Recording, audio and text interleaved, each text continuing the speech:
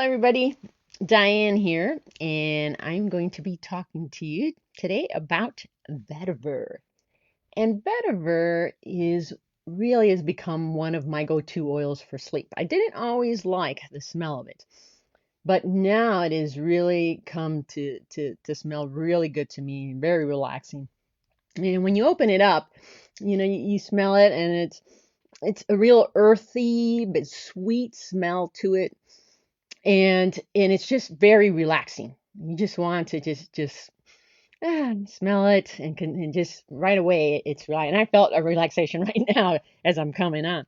But some of you might have never heard of vetiver, and you're like, well, what is a vetiver?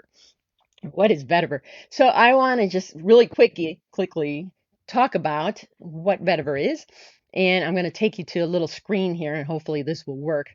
Let's come down here, and I will come over here and do a little slide presentation on this. And let me see here. So vetiver is a grass, and it is unlike many grasses. Vetiver actually, its roots go down deep, and they're very strong. In fact, very stabilizing. And the community of the roots of the vetiver come together, and therefore it is a strong plant. And the way that it is actually sourced, it takes a lot of work.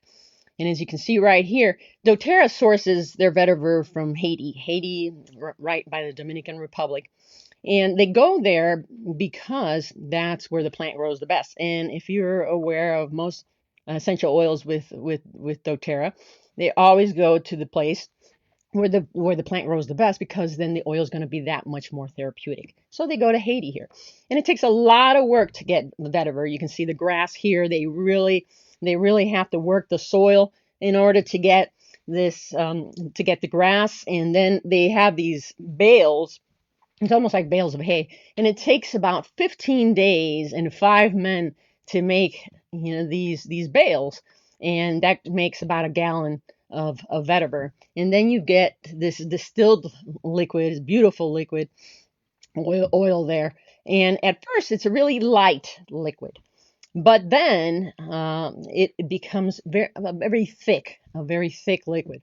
And so when you're using your bottle here, right now you got those little sample bottles.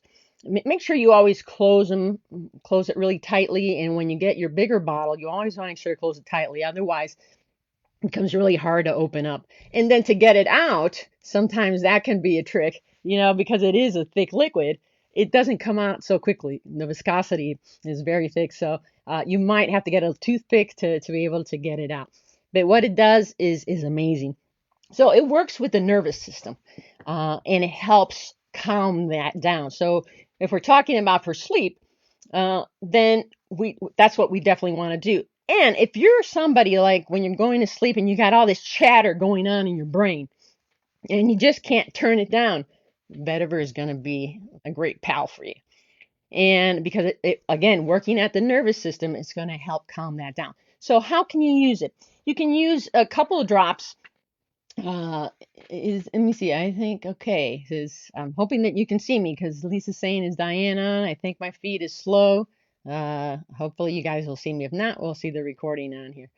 Uh, but you want to use about 2 to 3 drops of vetiver. You want to put them on your feet. And that's where you want to be able to do it at night when you're getting ready to go to bed. Really rub it on your feet. Make sure that you get the big toe, because in reflexology, I want to show you all the organs go down to your feet. And if we go down here, let's take a look right here. Good. Rita says she can see me. Awesome. And April, thank you so much, April Diane. All right. So if you see here, all the organs go down to the feet. And notice where the brain is. The brain is in the big toe. So when you're applying that vetiver on your feet, rub the whole feet, with it. But then massage the big toe, because we want to calm that brain down.